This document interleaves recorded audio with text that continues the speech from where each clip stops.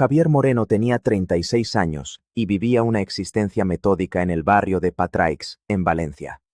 Su apartamento, un piso de 2 habitaciones en un edificio de los años 70, era funcional y estaba ordenado con una precisión casi clínica. Los muebles eran de líneas sencillas, comprados en grandes superficies, y la única decoración consistía en algunos planos técnicos enmarcados de sistemas informáticos antiguos, un guiño a su profesión como técnico de sistemas en una empresa de logística de tamaño medio. Su rutina era invariable. Se levantaba a las 6:30, corría por el antiguo cauce del río Turia durante 45 minutos, se duchaba, desayunaba un café solo y 2 tostadas con aceite, y se dirigía al trabajo en su scooter. Salía a las 5 de la tarde, hacía la compra para 2 o 3 días, preparaba una cena sencilla y pasaba el resto de la noche leyendo manuales técnicos, viendo documentales o, en raras ocasiones, quedando con alguno de los pocos amigos que mantenía desde la universidad. No era una vida emocionante, pero era estable, predecible y, sobre todo, suya. La había construido él solo, sin ayuda de nadie. Esta independencia era un pilar fundamental de su identidad, forjado en contraste directo con la dinámica de su familia. Sus padres, Ricardo y Carmen, y su hermano menor, Mateo, vivían en un chalet en Leliana, una zona residencial a las afueras de la ciudad. Cada domingo, sin excepción, Javier conducía su viejo coche, un Seat Ibiza que solo usaba para estas ocasiones, para la comida familiar obligatoria. Estos encuentros eran una fuente constante de tensión sutil. Ricardo, un jefe de obra jubilado, era un hombre de opiniones firmes y pocas palabras, la mayoría de ellas dirigidas a ensalzar los logros, o más bien los proyectos, de Mateo. Carmen, que nunca había trabajado fuera de casa, actuaba como la facilitadora emocional de la familia, suavizando las asperezas, pero siempre reforzando la jerarquía no escrita en la que Mateo era el centro del universo. Mateo, 5 años menor que Javier, era la antítesis de su hermano. Carismático, impulsivo y con una aversión patológica al trabajo convencional, había encadenado una serie de emprendimientos que nunca llegaban a buen puerto. Pasó por ser fotógrafo de eventos, diseñador de camisetas con mensajes irónicos, organizador de catas de vino y, su más reciente obsesión, el plan de abrir una cafetería de especialidad. Cada uno de estos proyectos había sido financiado generosamente por sus padres, que veían en la inconstancia de Mateo un espíritu creativo que debía ser nutrido. Javier, por su parte, había pagado sus estudios de formación profesional trabajando los fines de semana en un almacén y nunca había pedido un céntimo desde que se independizó a los 22 años. Un domingo típico de marzo, la conversación en la mesa del jardín de sus padres siguió el guión habitual. Mateo nos ha enseñado el local que ha visto en Rusafa, anunció Carmen sirviendo una paella que, como siempre, estaba ligeramente pasada. Es perfecto. Tiene una luz increíble. Ricardo asintió con la cabeza, con una expresión de orgullo. Hay que tener visión para estas cosas. No todo el mundo la tiene. Mateo la tiene. Solo necesita el empujón inicial. Mateo, removiendo su plato con desinterés, añadió: el traspaso es caro, claro. Y el equipo de tueste y la máquina de expreso de alta gama son una inversión seria si quieres diferenciarte. Pero el potencial es enorme. La gente está dispuesta a pagar por un café de calidad, por la experiencia. Javier masticaba en silencio. Sabía lo que significaba empujón inicial e inversión seria. Significaba que sus padres estaban considerando hipotecar parte de su casa o vaciar sus ya mermados ahorros para la jubilación. ¿Y tú qué, Javier?, preguntó su madre, como un añadido de última hora. ¿Todo bien en el trabajo? ¿El mismo aburrimiento de siempre? Todo estable, mamá. Me han subido la categoría y el sueldo este mes, respondió Javier, sabiendo que la noticia sería recibida con indiferencia. Ah, qué bien, dijo Ricardo, sin mirarle. Bueno, al menos es un sueldo fijo. Mateo, explícale a tu hermano el concepto de los granos de origen único. Javier aguantó el resto de la comida, respondiendo con monosílabos y observando la dinámica familiar como un antropólogo estudiando una tribu extraña. Se fue a las 5 en punto, como siempre, con la sensación de haber cumplido un deber ingrato. 2 semanas después, un martes por la mañana, recibió en su trabajo un sobre con el membrete de un bufete de abogados de Madrid. Extrañado, lo abrió en la pequeña cocina de la oficina. La carta era formal y concisa. Le informaba del fallecimiento de un tal Esteban Moreno, residente en Ciudad de México, y le rogaba que se pusiera en contacto con ellos en relación a su testamento, del cual era, al parecer, el principal beneficiario. Javier releyó la carta 3 veces. Esteban Moreno. El nombre le sonaba vagamente. Recordaba a su abuelo mencionar a un hermano que había emigrado a México después de la Guerra Civil y con el que había perdido el contacto hacía décadas. Su tío abuelo. Alguien a quien no había conocido y de quien apenas había oído hablar. Su primer impulso fue pensar que era una estafa, un engaño elaborado para sacarle dinero. Pero el bufete, Vargas en Asociados, parecía legítimo tras una rápida búsqueda en Internet. Tenían una oficina real en el barrio de Salamanca y buenas reseñas. Con una mezcla de escepticismo y curiosidad, decidió llamar durante su hora de comida. Le atendió una mujer con una voz profesional y serena. Se presentó como Sofía Vargas, la socia principal del bufete. Señor Moreno, gracias por llamar, dijo. Entiendo que la noticia pueda ser sorprendente. Su tío abuelo, don Esteban, falleció hace 2 meses. No tenía esposa ni hijos. En su testamento, redactado hace 5 años y debidamente notariado, le nombra a usted heredero universal de sus bienes. Javier se quedó en silencio, procesando la información. ¿Heredero universal? ¿Qué significa eso exactamente? Significa que, una vez liquidados los impuestos y las tasas correspondientes tanto en México como en España, usted heredará la totalidad de su patrimonio. Don Esteban fue un hombre muy previsor y un inversor astuto. Su patrimonio es considerable. ¿Considerable?, repitió Javier, con la voz un poco ahogada. No podemos dar cifras exactas hasta que la valoración final de todos los activos esté completa, pero hablamos de una cantidad significativa. El proceso será largo, puede llevar varios meses. Hay que coordinar la legalización de documentos entre ambos países. Le recomiendo que contrate a un asesor legal, aquí en Valencia, para que le represente y facilite la comunicación. Nosotros, por supuesto, le mantendremos informado de cada paso. Cuando colgó el teléfono, Javier se quedó mirando la pared de la cocina durante varios minutos. Sentía una extraña desconexión, como si estuviera observando la vida de otra persona. ¿Un patrimonio considerable? Las palabras resonaban en su cabeza, pero no conseguía asimilarlas. Volvió a su escritorio y trató de concentrarse en un problema de red, pero las líneas de código se desenfocaban ante sus ojos. Esa tarde, en lugar de ir a casa, caminó sin rumbo por el centro de la ciudad, tratando de poner en orden sus pensamientos. Al día siguiente, siguiendo el consejo de la abogada, buscó un asesor legal en Valencia. Eligió un pequeño despacho especializado en derecho civil, no muy lejos de su casa.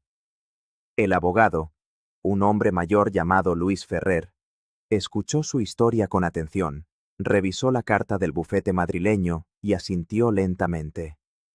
Parece todo en orden, dijo. El bufete de Vargas tiene buena reputación. Me pondré en contacto con ellos y actuaré como su representante local. A partir de ahora, toda la comunicación pasará por mí. Le mantendré informado. Los siguientes meses fueron una lenta sucesión de trámites burocráticos.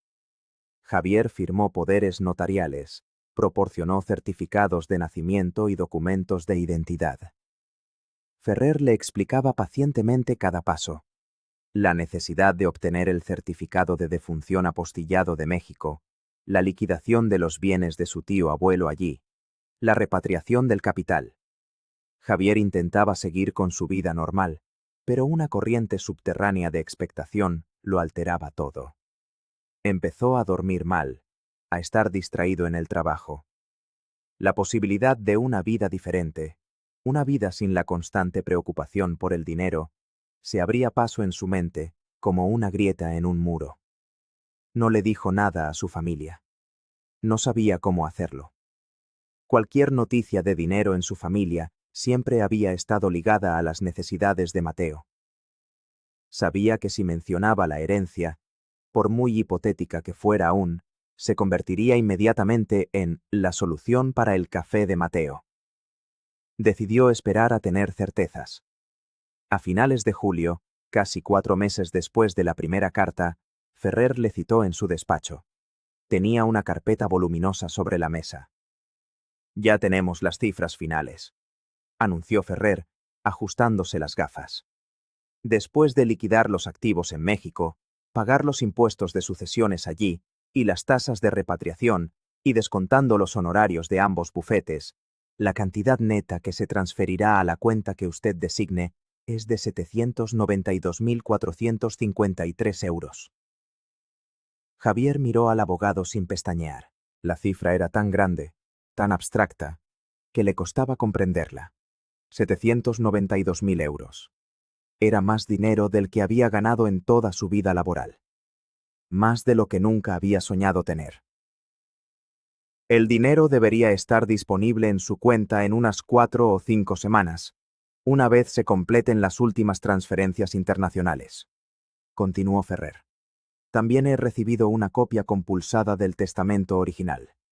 El original está depositado en el bufete de Madrid, como es preceptivo.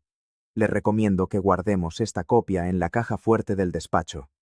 No es conveniente tener documentos de este tipo en casa. Javier asintió, mudo. Ferrer le entregó un resumen financiero detallado.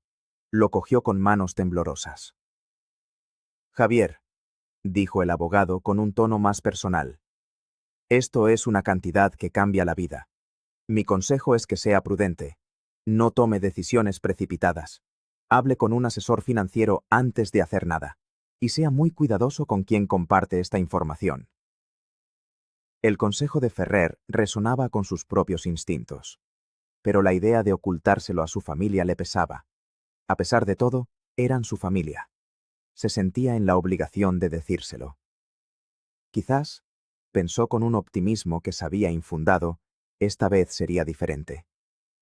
Quizás se alegrarían por él, sin más. Decidió que se lo contaría el próximo domingo. Ese domingo, el ambiente en Leliana era el de siempre. El olor a pino y a cloro de la piscina, el sonido de los aspersores del vecino, sus padres sentados en el porche. Javier llegó con una botella de vino caro, un pequeño gesto que esperaba que marcara la ocasión como especial. «Hombre, te has estirado», comentó Ricardo al ver la etiqueta. Durante la comida, Javier esperó el momento adecuado. Finalmente, cuando su madre estaba sirviendo el café, carraspeó y dijo: «Tengo algo que contaros». Los tres le miraron con una mezcla de sorpresa y curiosidad. No era propio de él acaparar la atención. «Hace unos meses, me contactó un bufete de abogados», comenzó, con la voz firme.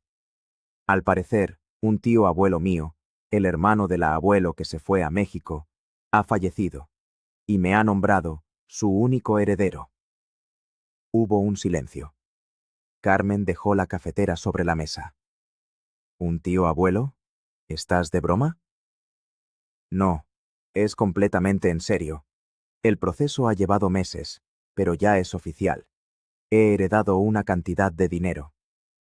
«¿Cuánto dinero?», preguntó Ricardo directamente, sin rodeos. Javier dudó un instante. «Después de impuestos y todo, son casi 800.000 euros». La reacción fue una explosión de exclamaciones. Su madre se llevó las manos a la boca. Mateo silbó, con los ojos muy abiertos. Incluso su padre pareció impresionado. «¡Madre mía, Javier! ¡Eso es increíble!», exclamó Carmen, levantándose para darle un abrazo torpe, un gesto poco habitual en ella. «¡Qué barbaridad de dinero!». Joder, Javi, ¿quién lo iba a decir? Dijo Mateo, sonriendo de oreja a oreja. El tío abuelo perdido. Es como una película. Durante unos breves minutos, Javier sintió un cálido alivio. Se estaban alegrando por él. Parecía que, por una vez, su buena fortuna era simplemente eso. La ilusión se desvaneció tan rápido como había llegado. Fue Ricardo quien rompió el hechizo. Miró a Mateo con una sonrisa significativa y luego a Javier. Esto es una señal del destino, declaró con solemnidad. Justo ahora que Mateo necesita el capital para lanzar su negocio. La familia siempre se ayuda. Javier sintió un nudo en el estómago. Bueno, acabo de recibir la noticia. Todavía no he pensado en qué voy a hacer. Mi abogado me ha recomendado que hable con un asesor financiero, que sea prudente. ¿Prudente? Resopló Ricardo. La mayor prudencia es invertir en la familia. El negocio de tu hermano es una inversión segura. Tiene un talento natural para esto. Mateo adoptó un aire modesto. Papá, no es el momento de hablar de mis cosas. Es el día de Javi. Pero su mirada era expectante. Claro que es el momento, intervino Carmen, sentándose de nuevo. Una bendición así hay que compartirla. Con este dinero, Mateo podría abrir la cafetería sin tener que pedir préstamos al banco, sin deudas. Empezar con buen pie. ¿Te imaginas, Javier? Una cafetería familiar. Javier se revolvió en su silla. No es tan sencillo. Es mucho dinero. Y tengo que pensar en mi futuro, en mi jubilación, en comprarme una casa. ¿Comprarte una casa? Le interrumpió su padre, con el ceño fruncido. Vives perfectamente en tu piso. Esto es una oportunidad para crear algo duradero, algo para la familia. El proyecto de Mateo no es un capricho, es un negocio con futuro. Con una pequeña parte de esa herencia, podrías asegurarle el éxito. ¿Una pequeña parte? Preguntó Javier, incrédulo. ¿Cuánto es una pequeña parte? Mateo sacó su teléfono móvil. He hecho un presupuesto detallado. Con el traspaso del local, la reforma, la licencia, el equipo y un colchón para los primeros 6 meses de funcionamiento, necesitaría unos 150.000 euros para hacerlo bien. 150.000 euros, casi el 20% de la herencia.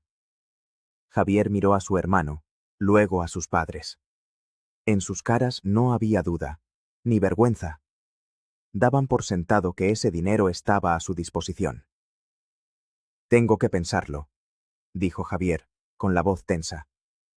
Es mi dinero. Necesito tiempo. ¿Qué hay que pensar? Dijo Ricardo, endureciendo el tono. Tu hermano te necesita.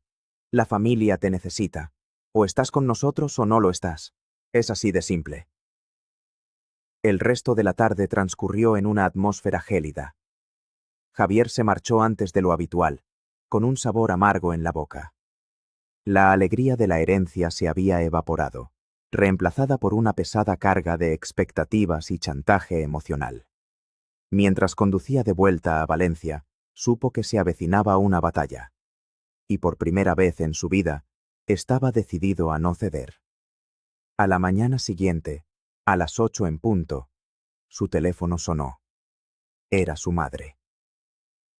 Javier, cariño, he estado pensando en lo de ayer, comenzó con un tono meloso.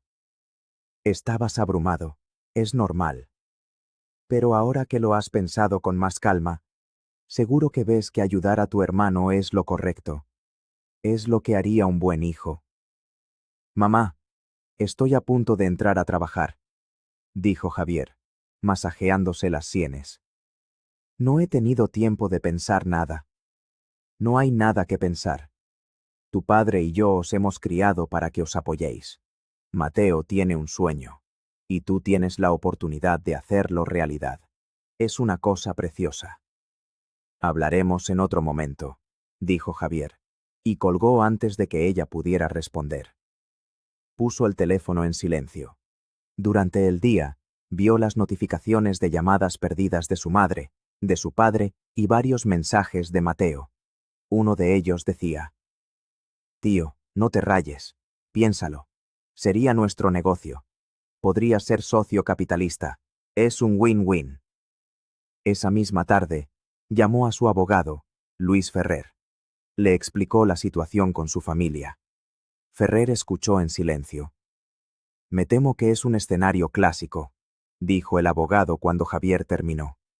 «El dinero saca lo mejor y lo peor de las personas. Mi consejo sigue siendo el mismo. Sea firme. Usted no tiene ninguna obligación legal de darles nada. Si decide hacerlo, que sea una decisión suya, meditada y, si me permite el consejo, formalizada por escrito como un préstamo, no como un regalo». El consejo de Ferrer reforzó su determinación. Al día siguiente, Javier abrió una nueva cuenta bancaria en una entidad diferente a la suya habitual, una cuenta destinada únicamente a recibir los fondos de la herencia. También visitó a un asesor financiero recomendado por Ferrer. Pasó 2 horas con él, hablando de inversiones conservadoras, fondos de pensiones y planificación a largo plazo.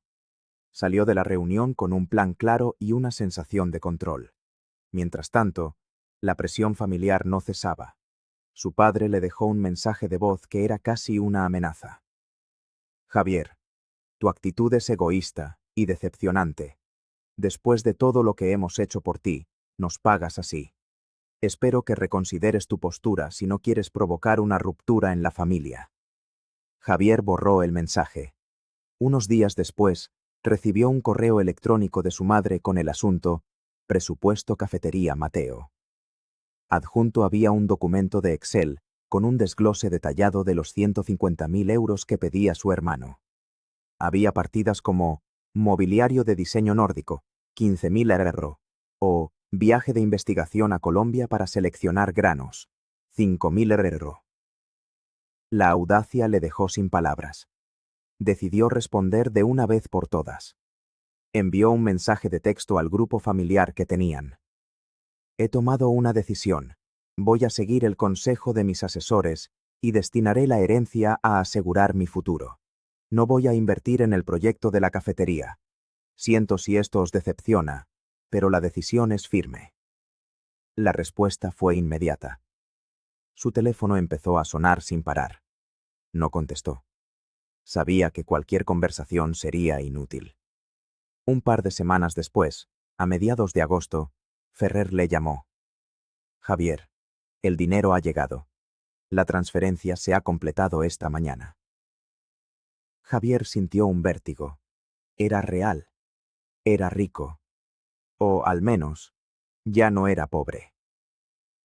Esa noche apenas durmió. Al día siguiente, sábado, decidió ir a su apartamento a recoger algunas cosas para pasar el fin de semana en la playa, en un pequeño apartamento que había alquilado por impulso. Necesitaba espacio. Cuando llegó a su edificio, vio el coche de su padre aparcado en doble fila. Sintió una punzada de ansiedad. Subió las escaleras y, al llegar a su rellano, vio a sus padres y a Mateo esperando frente a su puerta. «Tenemos que hablar», dijo Ricardo, con los brazos cruzados. Su expresión era sombría.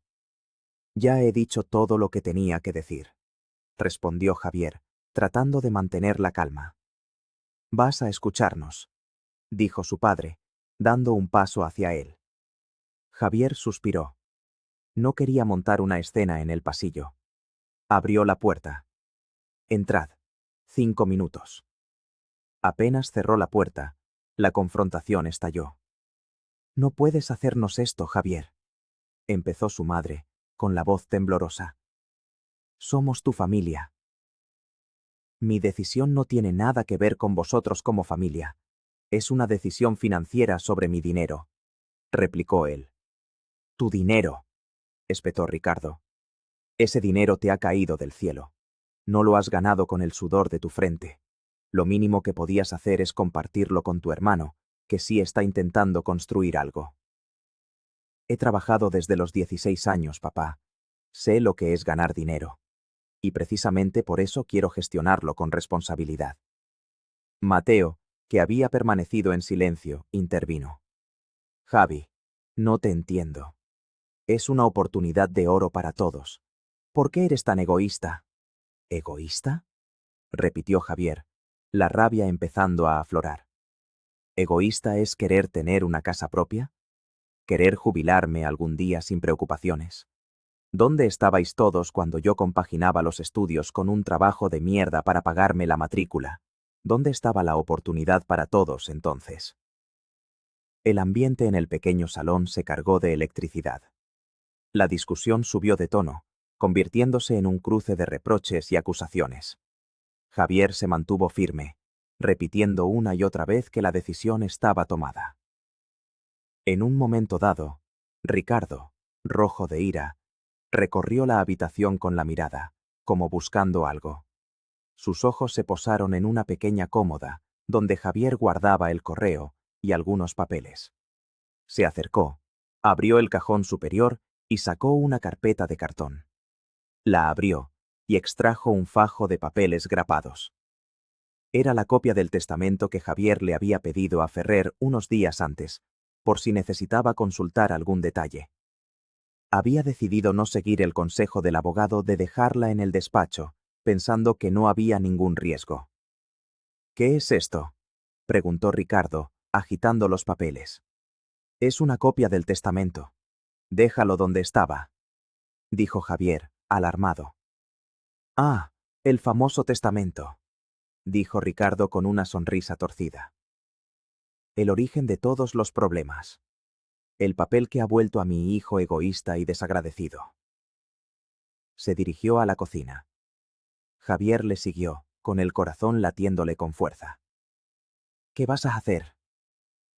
Ricardo abrió el cubo de la basura de acero inoxidable que había junto al fregadero, sacó un mechero del bolsillo y prendió fuego a una de las esquinas del documento. Si este dinero va a romper la familia, dijo con una voz dramática, entonces es mejor que no exista. Dejó caer el fajo de papeles en llamas dentro del cubo. Carmen ahogó un grito. Mateo miraba la escena, paralizado. Las llamas devoraron rápidamente el papel, convirtiéndolo en una ceniza negra y retorcida. Javier se quedó inmóvil, observando el fuego. Una extraña calma le invadió. El pánico inicial fue reemplazado por una claridad helada. Miró a su padre, que le observaba con una expresión de triunfo amargo, como si acabara de realizar un acto de justicia poética. Miró a su madre, que lloriqueaba en silencio. Y a su hermano, cuya cara reflejaba una mezcla de estupefacción y quizás una pizca de decepción, porque el problema no se había resuelto, solo escalado. Hubo un largo silencio, roto solo por el crepitar de las últimas brasas. ¿Ya habéis terminado?, preguntó Javier finalmente. Su voz era tan tranquila que les sorprendió. Ahora tendrás que volver a solicitarlo todo, dijo Ricardo con suficiencia. Tardará meses, quizás años. Te dará tiempo a reflexionar sobre lo que significa la familia. Javier negó lentamente con la cabeza. Una sonrisa casi imperceptible se dibujó en sus labios. No, papá, no tendré que solicitar nada. ¿Qué quieres decir?, preguntó Mateo, confundido. Quiero decir, explicó Javier con una paciencia didáctica y cruel, que acabáis de cometer un delito de daños a la propiedad y allanamiento de morada para destruir una fotocopia. Se miraron entre ellos, sin comprender. ¿Una fotocopia?, balbuceó Carmen. Sí, una copia compulsada, de muy buena calidad, eso sí, pero una fotocopia al fin y al cabo. ¿De verdad pensabais que guardaría el único documento legal de una herencia de casi 1.000.000 de euros en el cajón de una cómoda? El testamento original, el único con validez legal real, está en la caja fuerte de un bufete de abogados en Madrid. Mi abogado en Valencia tiene otra copia compulsada en su propia caja fuerte. El dinero, por cierto, ya está en mi cuenta desde hace 2 días. Lo que habéis quemado no tiene más valor que el papel en el que estaba impreso. La expresión de suficiencia de su padre se descompuso, reemplazada por una incredulidad pasmada. Carmen se quedó con la boca abierta. Mateo palideció visiblemente. Se dieron cuenta, de golpe, de la magnitud de su estupidez. No solo no habían conseguido nada, sino que se habían retratado a sí mismos de la forma más cruda posible. Ahora, continuó Javier, su voz adquiriendo un filo de acero. Quiero que salgáis de mi casa, los tres, y no quiero que volváis a contactar conmigo, ni por teléfono, ni por correo, ni en persona. Si lo hacéis, la próxima conversación no será conmigo, sino con la policía. Tengo vuestras huellas por todo el apartamento y 3 testigos de un delito. ¿Ha quedado claro? Nadie respondió. En silencio, como autómatas, se dirigieron a la puerta. Ricardo parecía haber envejecido 10 años en 5 minutos. Carmen no se atrevía a mirarle a la cara.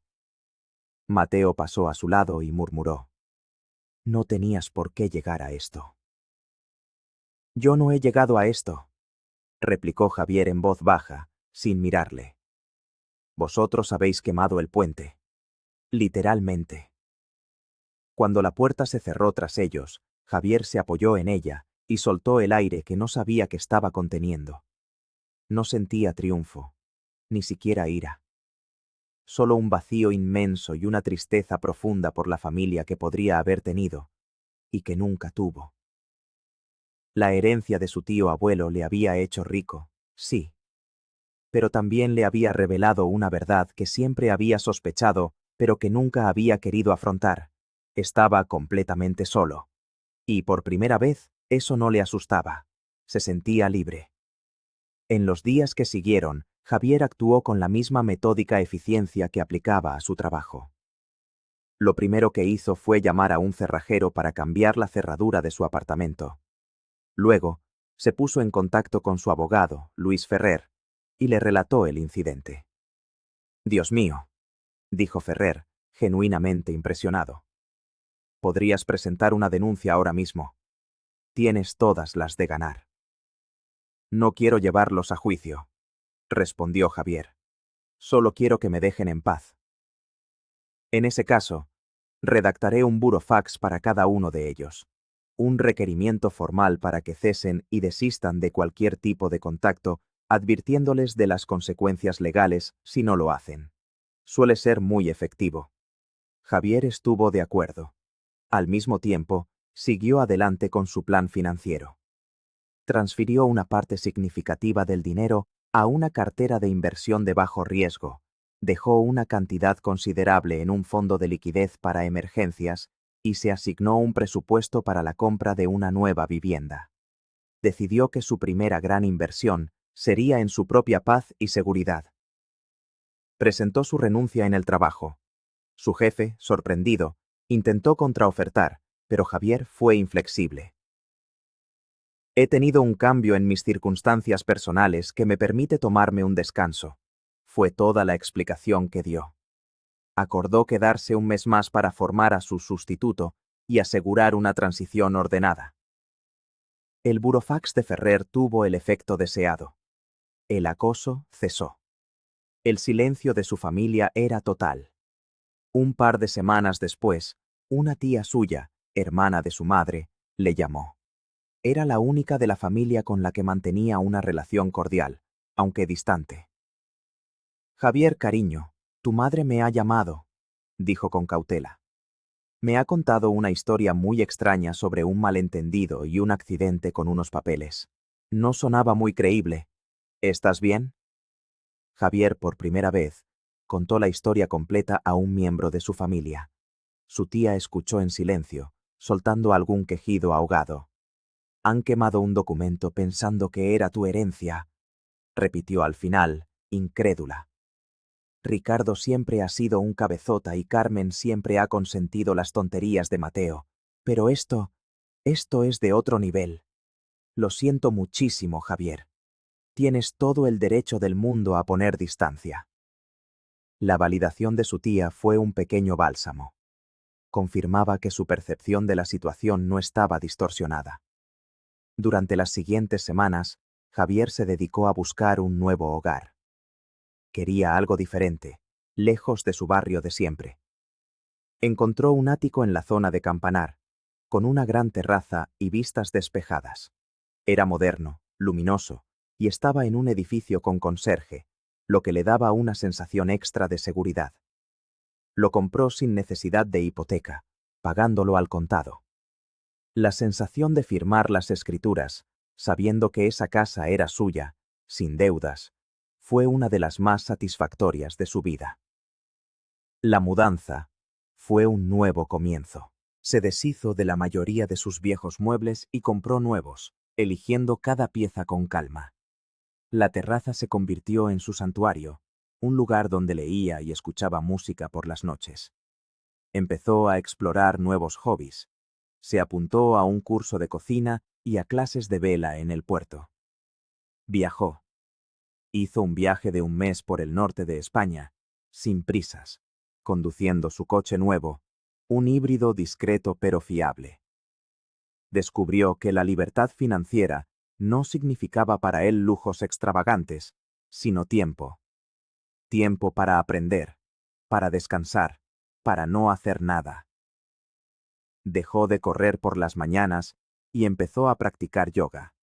Su vida, antes tan rígida y predecible, se volvió fluida y abierta a la improvisación. 6 meses después del incidente, recibió un correo electrónico de Mateo. El tono era muy diferente al de sus mensajes anteriores. Era breve y directo. Hola, Javi. Sé que probablemente no quieras saber nada de nosotros. Y lo entiendo. Solo quería decirte que siento mucho lo que pasó. Fui un imbécil egoísta y presioné a los padres hasta que la situación explotó. La cafetería, obviamente, nunca pasó. He empezado a trabajar en una tienda de telefonía. Es un asco, pero es un sueldo. Espero que estés bien. Mateo. Javier leyó el correo varias veces. No sabía si era sincero o un nuevo intento de manipulación. Decidió no responder. No estaba preparado para perdonar. Quizás nunca lo estaría. Pero guardó el correo. Era la primera vez en la vida que su hermano admitía un error. Un año después de recibir la herencia, la vida de Javier era irreconocible. Había encontrado una paz que no sabía que le faltaba. Seguía siendo una persona reservada y metódica, pero había una nueva ligereza en él. A veces, sentado en su terraza mientras el sol se ponía sobre Valencia, pensaba en su tío abuelo Esteban, el hombre al que nunca conoció. Se preguntaba si, al dejarle su fortuna, sabía que le estaba dando mucho más que dinero. Le había dado la oportunidad de romper un ciclo familiar tóxico y de construir una vida en sus propios términos. Y esa, se daba cuenta Javier, era la herencia más valiosa de todas. No sentía rencor hacia su familia, solo una distancia indiferente. Su futuro ya no estaba ligado al de ellos. Era una página en blanco, y por primera vez, el único que sostenía la pluma era él.